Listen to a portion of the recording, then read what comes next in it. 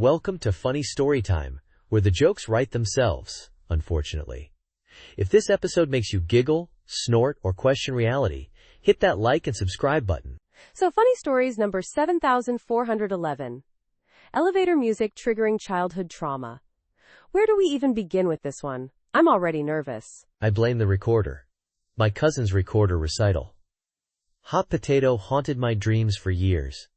Now, any high-pitched melody sends me spiraling. Hot potato? Savage. My trauma stems from the ice cream truck.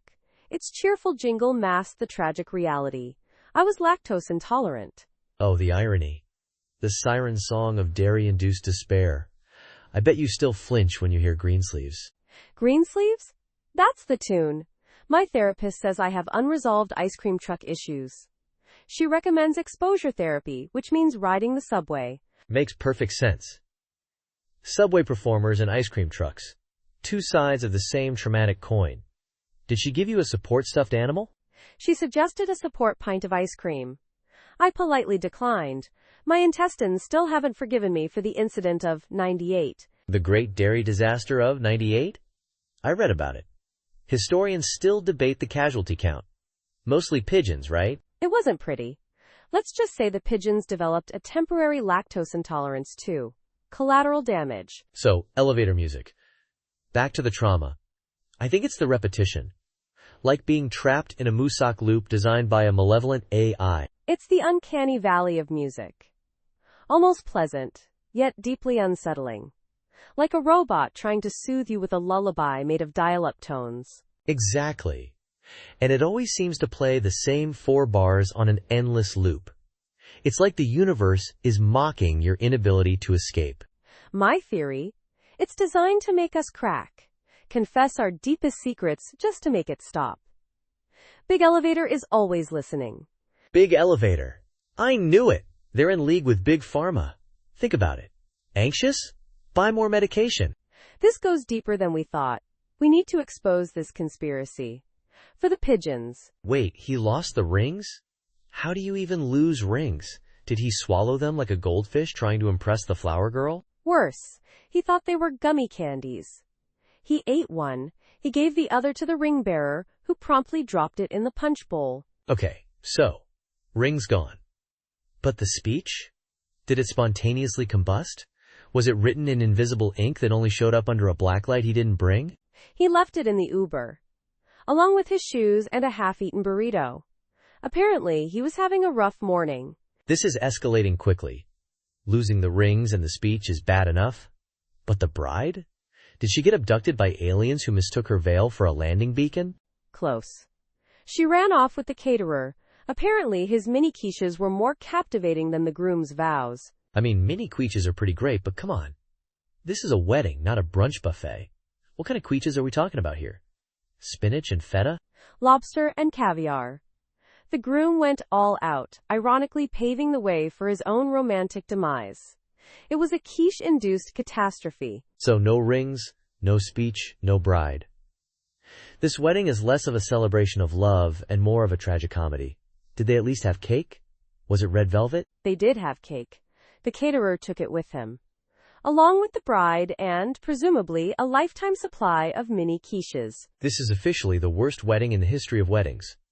Statistically speaking, 99.9% of weddings are less disastrous than this. I made that statistic up, but it feels right. I'm starting to think the best man wasn't just the best man. He was secretly a wedding ninja hired to dismantle the entire event from the inside. Mission accomplished. Let's hope the open bar survived. At this point, everyone at that wedding needs a drink. Or 7. Possibly a lifetime supply. The open bar was the first thing to go. The best man mistook the champagne for ginger ale and, well, let's just say things got bubbly. A rehearsal dinner food fight? Was it catered by a team of angry toddlers armed with mashed potatoes? I mean, who starts it? The bride's grumpy uncle who hates the groom's shoes? I'm picturing the flower girl, tiny but mighty, launching a creamed corn missile at the best man. It's like a miniature, starchy Hunger Games. Winner gets the leftover wedding cake. Oh, it was definitely the best man. He probably made a toast about the groom's wild oat days, which was really just him excessively watering his houseplants.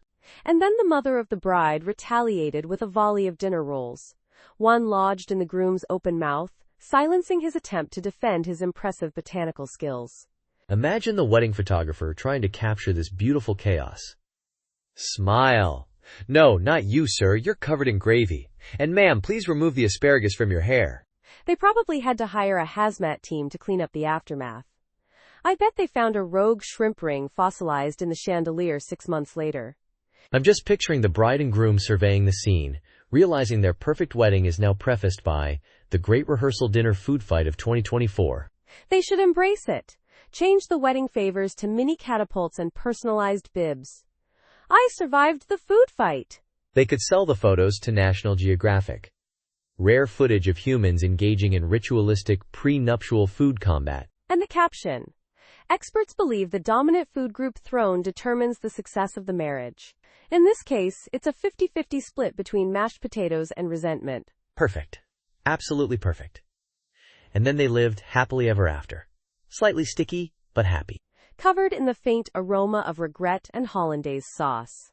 The end. Welcome to Funny Story Time, where the jokes write themselves, unfortunately. If this episode makes you giggle, snort, or question reality, hit that like and subscribe button. So Hammy the hamster, right, went from stuffing his cheeks with sunflower seeds to stuffing ballot boxes.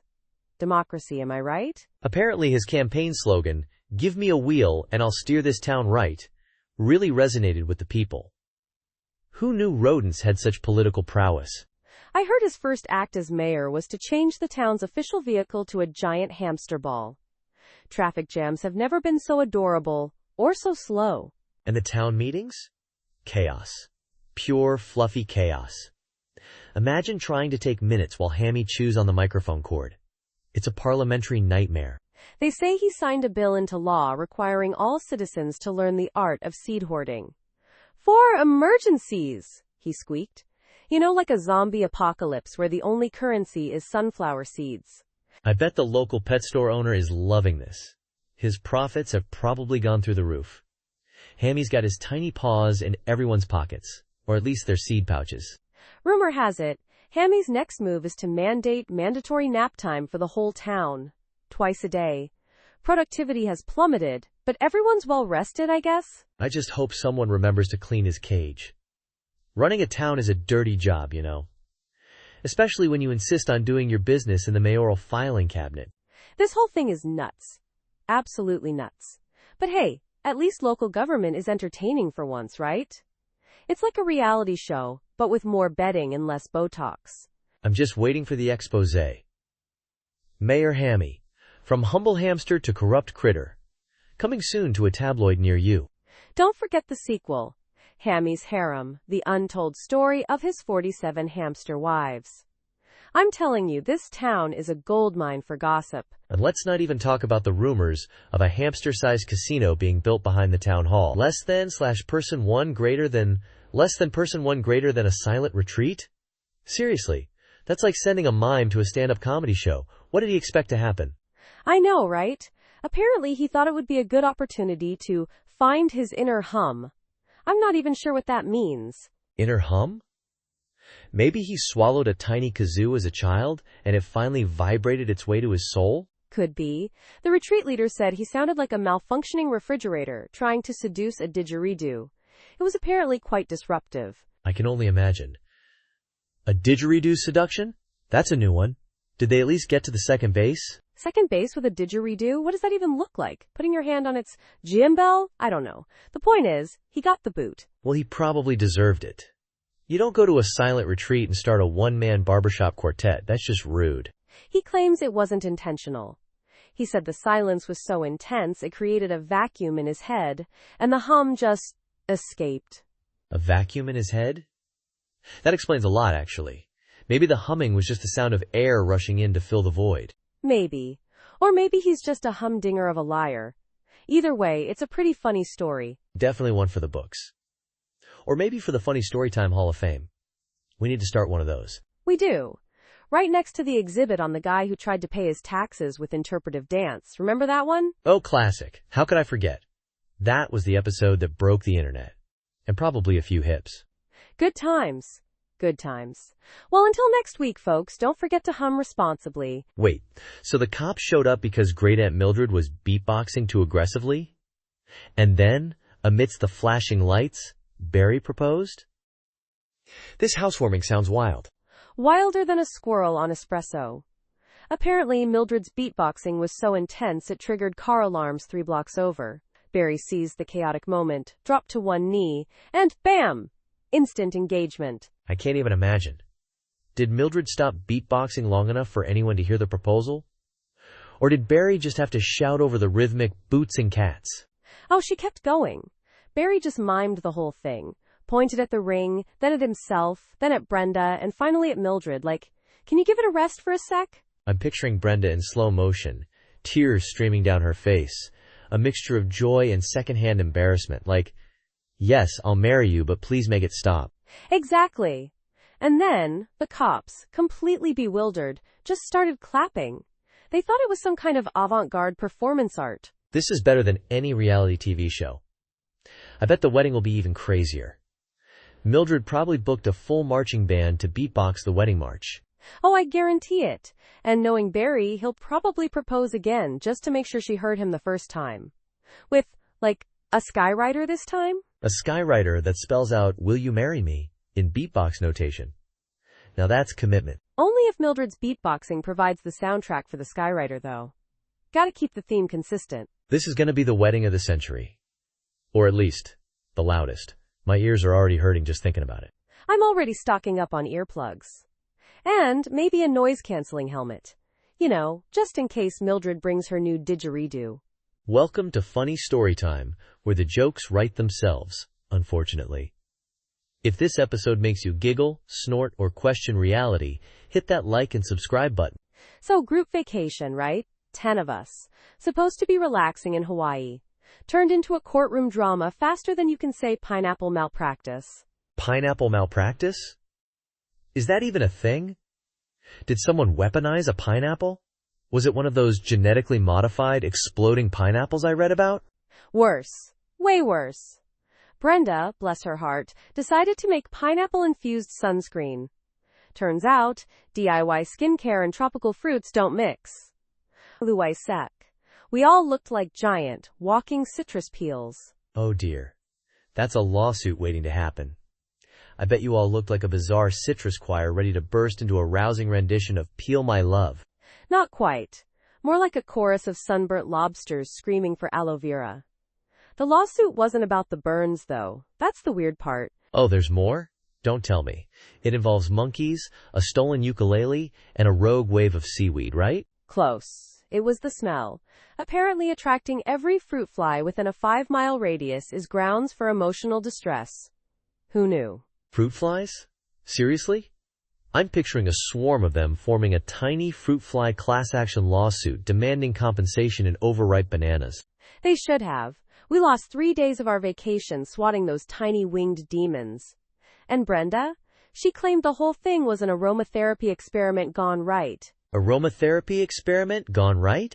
That's a new level of delusion. I'm starting to think Brenda should stick to pre-made sunscreen and leave the experimental dermatology to the professionals. Agreed.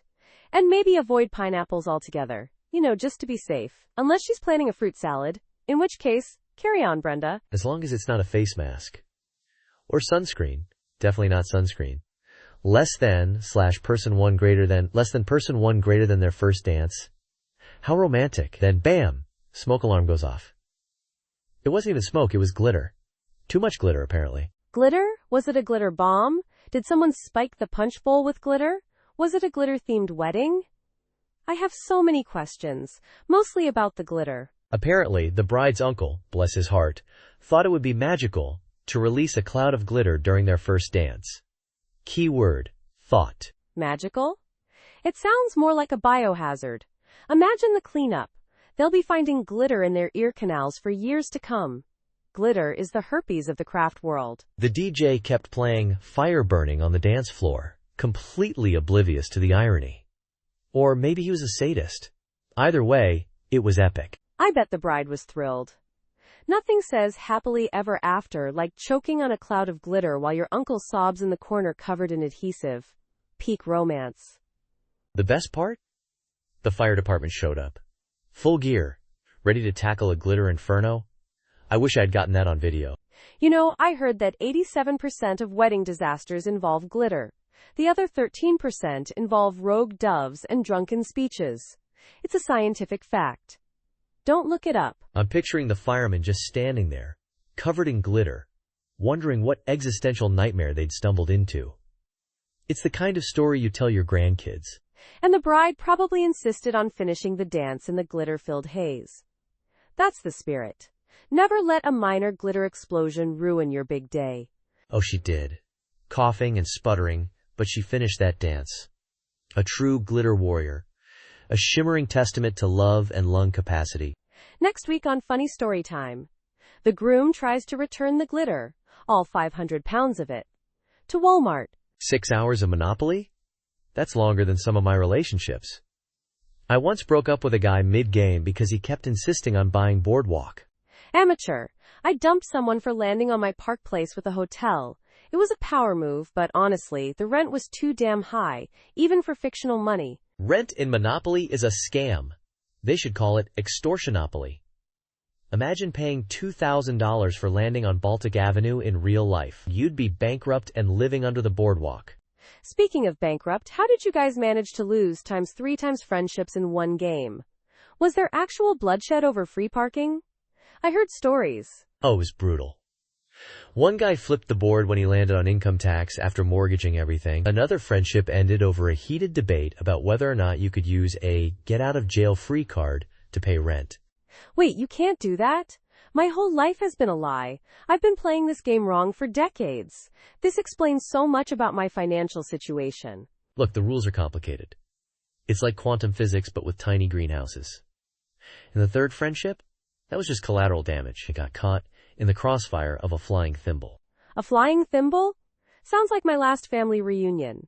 We don't play board games anymore. We just passively-aggressively rearrange the furniture. That's actually healthier. Monopoly is a gateway game. It starts with trading properties and ends with you selling your grandma's dentures for a railroad. Don't even get me started on railroads. They're the worst investment. Give me a utility any day. Controlling the water and electric? Pure evil genius. You're a monster. I'm going to build a hotel on your Baltic Avenue in my nightmares tonight. Prepare to pay. Oh, it's on. I'll see you in my dreams with a stack of get-out-of-jail-free cards and a thirst for revenge. Maybe I'll finally learn how to use them. Welcome to Funny Story Time, where the jokes write themselves, unfortunately. If this episode makes you giggle, snort, or question reality, hit that like and subscribe button. Right, so panic, caffeine, and apologies. My morning routine usually involves hitting snooze 7 times, then frantically searching for matching socks. Does that count? Only if one of your socks is apologizing profusely to the other for shrinking in the dryer. Mine involves a caffeine-fueled interpretive dance dedicated to the coffee machine. Oh, you're one of asterisk those times. I knew it. I bet you even apologize to the coffee beans for grinding them, don't you? They understand.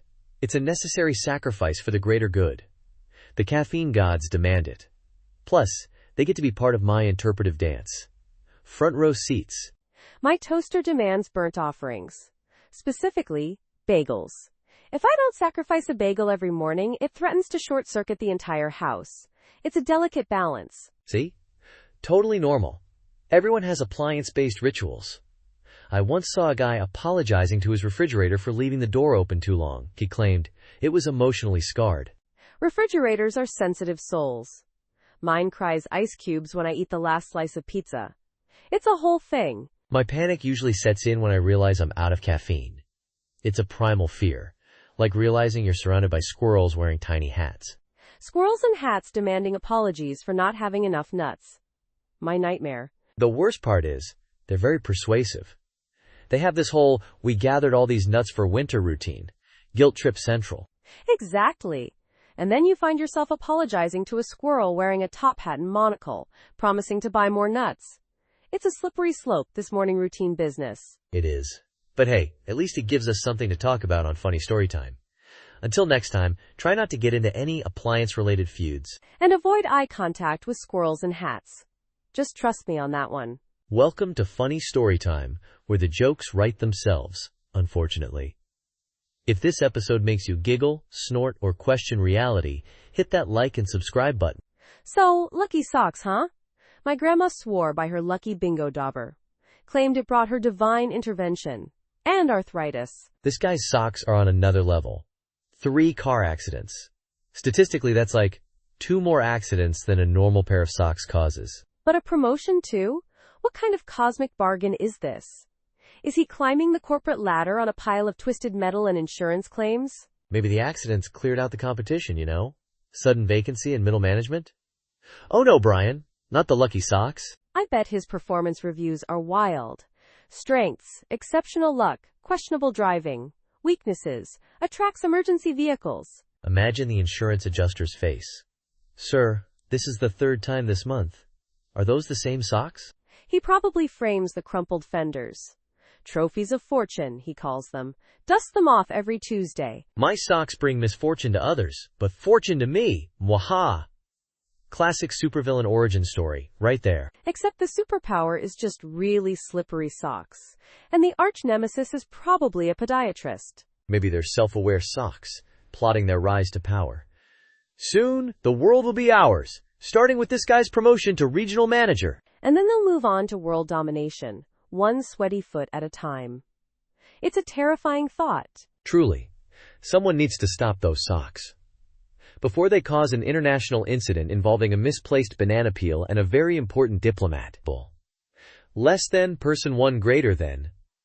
Less than, person 1 greater than. Welcome to Funny Story Time, where the jokes write themselves, unfortunately. If this episode makes you giggle, snort, or question reality, hit that like and subscribe button. Part 12 out of 10? That's some advanced math right there. Are we sure this isn't a project about theoretical physics instead of, a group project? Right, this caffeine-powered student clearly mastered time travel to finish all 5,000 words before times the project even started. Probably went back and gave themselves the assignment too. Imagine the group's faces. Oh, Brenda finished it already? Again? But we just got the rubric.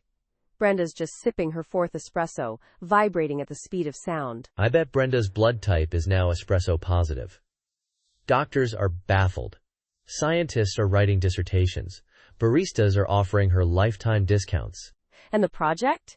It's probably about the socioeconomic impact of caffeinated squirrels on the stock market. 5,000 words, meticulously researched, with footnotes. Footnotes, citing other projects Brenda single-handedly completed in alternate timelines. The bibliography alone is longer than War and Peace. I bet the professor just gave them an A++++, plus a bonus case of Red Bull, for the team effort. They probably tried to give Brenda an award, but she'd already moved on. Last seen sprinting towards the horizon, fueled by pure ambition and cold brew. Leaving a trail of empty energy drink cans and bewildered classmates in her wake. A true legend. A legend whispered about in hushed tones in study halls. They say if you listen closely, you can still hear the faint whirring of her laptop fan. And the distant clatter of 1,000 empty coffee cups. The stuff of nightmares. And group project miracles. Welcome to Funny Story Time, where the jokes write themselves, unfortunately. If this episode makes you giggle, snort, or question reality, hit that like and subscribe button. Episode 7411, Part 13 out of 10? This is already weirder than that time I found a squirrel using my tax returns as a nest. And the title? Microwave exploded, popcorn perfect? It sounds like a superhero origin story, but for snack food. Imagine the popcorn, just standing there, amidst the microwave shrapnel, perfectly popped, not a single kernel unblown. Majestic. I bet it was glowing with a faint, buttery aura. Probably gave off a scent of pure, unadulterated cinema. And the microwave. Just bits of metal and sparking wires whispering, worth it, totally worth it. Scientists have theorized that this is how black holes are made. You push the limits of popcorn making, and boom, singularity. Makes sense. My old microwave used to make a noise like a dying star, so I'm not surprised. I once saw a documentary about a guy who built a microwave powered by hamsters on wheels. It almost achieved perfect popcorn, but then the hamsters unionized. Classic hamster move. My hamster once staged a protest against the lack of miniature exercise equipment, demanding rights and tiny treadmills. So back to the exploding microwave. Do you think the perfect popcorn got superpowers? Like the ability to teleport to any movie theater? Definitely. It can probably also sense when someone's about to put butter-flavored topping on it. And then it just vanishes. It's the ultimate snack ninja. The buttery phantom. The kernel of destiny. I'm adding that to my list of potential band names. Right after the Existential Dreadfuls. Kernel of Destiny has a certain ring to it. Imagine them headlining Coachella. Opening act. The Microwave Martyrs. Perfect. We've cracked the code. Now, if you'll excuse me, I need to go check on my hamster's demands for a miniature sauna. Welcome to Funny Story Time, where the jokes write themselves, unfortunately. If this episode makes you giggle, snort, or question reality, hit that like and subscribe button. Part 14 of 10? This is already weirder than a cat wearing pants while riding a Roomba. So the cat started a rebellion, huh? Apparently. My sources tell me it started with a dispute over the prime napping spot on the sofa. Standard cat behavior, really. My cat stages a coup every time I try to move her off my keyboard. But a full-blown rebellion? Did they elect a leader? Was there a tiny cat parliament? Oh, they had a leader, all right. A fluffy Persian named Mittens. Known for her strategic brilliance and uncanny ability to cough up hairballs at the worst possible moment. Strategic brilliance? My cat's greatest strategy involves tripping me on the stairs.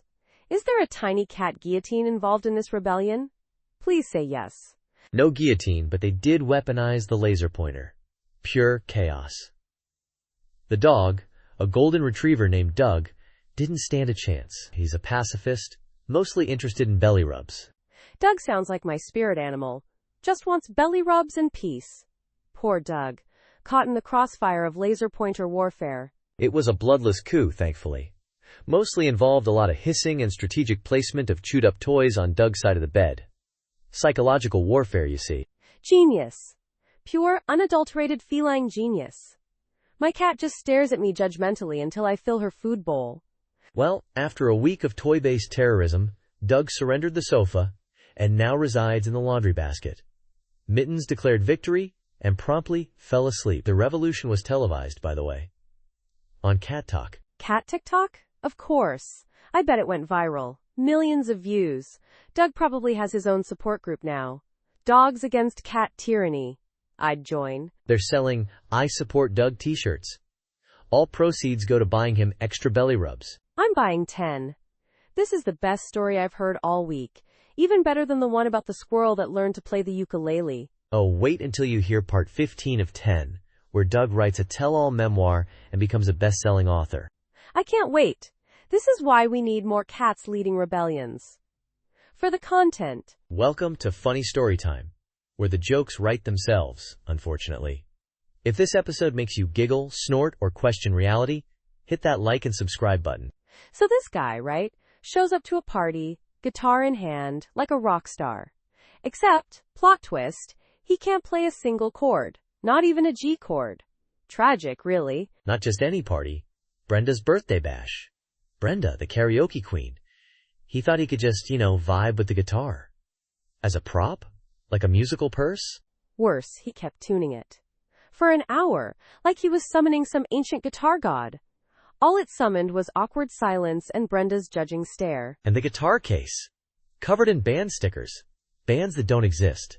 Flaming walruses of doom. The sentient bagpipes. This guy was committed to the bit. I overheard him telling Brenda he was self-taught. Brenda, bless her soul, asked him, "Self-taught what? How to hold a wooden plank?" Apparently, he'd practiced air guitar for years.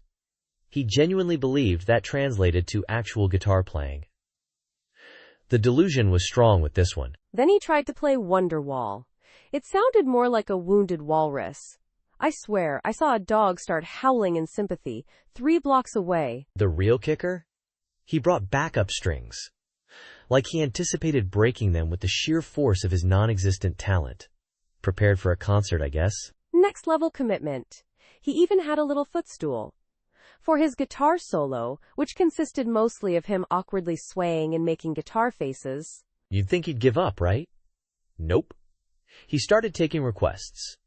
Asked Brenda if she wanted to hear Free Bird. Brenda requested he free the party of his presence.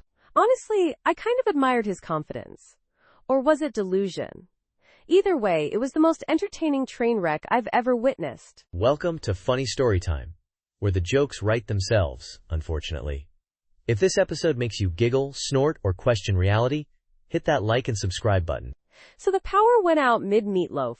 Suddenly, Mom's famous meatloaf became a prop in a low-budget horror film. And my dad, bless his heart, started telling ghost stories. Oh no, not during Meatloaf. That's sacred ground. Was it at least a good ghost story? Or was it one of those, I saw a floating napkin once, type of deals? Worse. It was about the time he met a squirrel that predicted lottery numbers, but only winning numbers for other people. Never him. The squirrel was selfish, apparently. A psychic squirrel? Whew, that's a new one. I bet he lost a lot of money following that squirrel's advice. Did he at least get some nuts out of the deal? He tried, but the squirrel preferred cashews, which were too expensive. Dad tried offering peanuts, but the squirrel judged him hard, like full-on side-eye and condescending chatter. I can't believe it. A cashew-loving, fortune-telling squirrel. Society has truly peaked. My dad's ghost stories usually involve misplacing the TV remote. Way less exciting. Then the candles flickered, and my grandma swore she saw the meatloaf twitch. We all screamed. It was just my brother trying to steal a bite in the dark, though. Classic little brother move. Always gotta sneak a bite. Even if the power's out and there's a potential meatloaf ghost haunting the dining room. Brave or just hungry? Both. Definitely both. He's a menace. Then he started telling a story about a haunted refrigerator that only dispensed expired yogurt. The yogurt was sentient. Sentient yogurt? I've heard of Greek yogurt, but never a Wake Times yogurt. Did it have opinions? Strong feelings about fruit on the bottom? Oh, it had strong opinions. It hated strawberries. Passionately. We're talking yogurt-based manifestos against the berry. It only dispensed plain yogurt after that, out of spite. This is the best power outage story ever. My family just sits in silence and hopes the Wi-Fi comes back on quickly. No sentient yogurt, sadly. You're missing out. Sentient yogurt is a game changer. Although, I wouldn't recommend the strawberry-hating kind. It's a bit intense. Noted. Next power outage, I'm going to manifest some sentient yogurt. Maybe a mango-loving one? Less aggressive, probably. Excellent choice. Just be sure to have plenty of mangoes on hand. You wouldn't want to face its wrath, trust me. Welcome to Funny Story Time, where the jokes write themselves, unfortunately. If this episode makes you giggle, snort, or question reality, hit that like and subscribe button. Part 17 of 10? This is already weirder than that time I found a squirrel using my dentures as a seesaw. So, the babysitter loses the kids, right? But finds inner peace? That's like losing your keys but finding a 20 in your pocket. Except, with children. Maybe she meditated so hard she accidentally astral projected the kids into the neighbor's bouncy castle? Happens all the time. I bet she's one of those mindfulness gurus who's all namaste in bed by 9 p.m., while the kids are building a civilization out of couch cushions and stolen snacks. Inner peace probably means she finally finished that Sudoku puzzle she started 3 weeks ago. Priorities, people. Imagine the parents' reaction. Where are the kids? Oh, I found myself. Want some chamomile tea? The kids are probably fine. They're probably teaching a flock of pigeons how to play poker. Kids these days, so resourceful. I bet they learned it from the babysitter. Sorry, little Timmy. Mommy's busy finding her chakra. Take these chips and go make some feathered friends. And this is only part 17? We've got like 83 more parts to go? Buckle up, Buttercup. This story is going to get weirder than a penguin in a Speedo. Speaking of weird, I once lost my cat, but found a half-eaten tuna sandwich in my mailbox. Still haven't figured out the connection there. Probably the same logic as this babysitter situation. It all makes perfect sense in some alternate dimension where squirrels wear dentures. Maybe we should start a babysitting service where we guarantee to lose your kids, but help you find yourself. We'll call it Namaste Nanny. I'm in. We'll offer complimentary chamomile tea and Sudoku puzzles. The kids can entertain themselves. It's a win-win-win, maybe? Welcome to Funny Story Time, where the jokes write themselves, unfortunately. If this episode makes you giggle, snort, or question reality, hit that like and subscribe button. So, camping trip, right? Ended exactly how you'd expect, with a face full of poison ivy and a cop shining a flashlight in my eyes at 3 a.m. 3 a.m. What law did you break, besides the unspoken one against having fun outdoors? Apparently, aggressively swatting moths around a campfire while wearing a gorilla suit looks suspicious. Who knew? I mean, I kinda did. I saw the headline. Local man mistaken for Sasquatch, briefly detained. I just assumed it wasn't you. The worst part is, the moths were attracted to the calamine lotion I'd slathered on for the poison ivy. Vicious cycle, really. So let me get this straight. You were covered in poison ivy, wearing a gorilla suit, swatting moths attracted to your medication, and got arrested for looking like Bigfoot? Pretty much. The police report read, suspicious hairy individual exhibiting erratic behavior. They got the hairy part right, at least. Did you at least try to explain? Like, officer, I'm just a regular dude having a really bad night? I did. But every time I opened my mouth, a moth flew in. Hard to plead your case when you're choking on insects. I can picture it now. The officer slowly backing away, thinking, this isn't Bigfoot, this is something far, far worse. Exactly. He probably thought I was patient zero for some new moth-borne disease. Well, on the bright side, you've got a killer story for funny story time. And possibly a new career as a cryptid impersonator. I'll stick to podcasts, thanks. Less chance of moth inhalation. Welcome to Funny Story Time, where the jokes write themselves, unfortunately. If this episode makes you giggle, snort, or question reality, hit that like and subscribe button. So, GPS vendetta against left turns, huh? Mine just has a vendetta against toll roads. It once routed me through a petting zoo to avoid a 50-cent toll. Oh, that's nothing. My GPS made me drive through a car wash, claiming it was a shortcut. I ended up sopping wet and smelling like Berry Blast. Berry Blast is a shortcut to smelling like a middle schooler's locker room. Mine once tried to convince me that a river was a seasonal road. Luckily, my car can't swim. Seasonal road? Mine told me a flight of stairs was an elevated express lane. I now have a slightly dented bumper and a story for the grandkids. See? Yours is learning. Mine just keeps suggesting routes through increasingly absurd locations. Last week, it was a bowling alley. The week before, a bouncy castle. A bouncy castle? That's amazing. Mine just reroutes me through the same 5 blocks, adding progressively longer and more convoluted right turns. It's like a right turn spiral of doom. My GPS is convinced that left turns are a communist conspiracy. It once declared, in a robotic monotone, left turns are for socialists. I nearly swerved into a ditch from laughing. I think they're all sentient now. Mine whispers sweet nothings in my ear like, turn right or face the consequences. It's a little unsettling. I've started leaving offerings of French fries on my dashboard to appease the GPS gods. It seems to be working. Now it only avoids left turns, not all turns. French fries? I've been trying therapy. For the GPS, we're working on its directional issues and unhealthy obsession with the right side of the road. Expensive, but worth it. Maybe we should introduce our GPSs. They could form a support group. GPS Anonymous. Hi, my name is Garmin, and I haven't made a left turn in 37 miles. That's brilliant. We could even write a self-help book, Turning Right, A GPS's Guide to Conquering Leftist Tendencies. It'd be a bestseller. Person 1 greater than... Person 1 greater than... Wait, they printed out the group chat? Like, physically? Who does that? My grandma doesn't even print out emails anymore. Not just printed, laminated. And then they made everyone wear them as name tags. My deepest, darkest memes, immortalized in plastic. Oh, the humanity. Imagine, I'm Dave, and I think squirrels are plotting world domination. Hanging around your neck. My social life is over.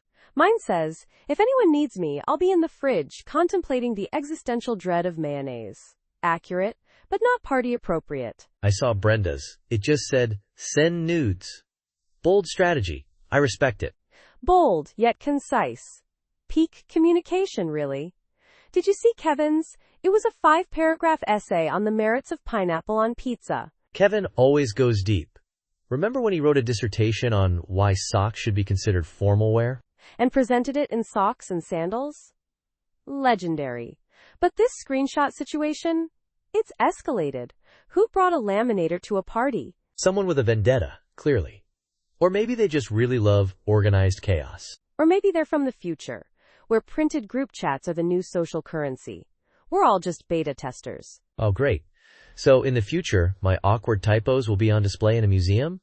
Fantastic. Just fantastic. Don't worry, Mine will be right there next to yours, under a big flashing sign that says, Exhibit A, Why We Can't Have Nice Things. At least we'll be famous. Infamously, but still. Think of the merch opportunities. I survived the great group chat leak of 24 inches t-shirts. We'll be richer than Elon Musk, selling mugs with our worst autocorrects. Thanks for surviving that ridiculous ride with us. Remember, laughter may not solve everything, but at least it gives your abs a workout. Until next time, keep questioning reality, preferably out loud and in public. Bye-bye.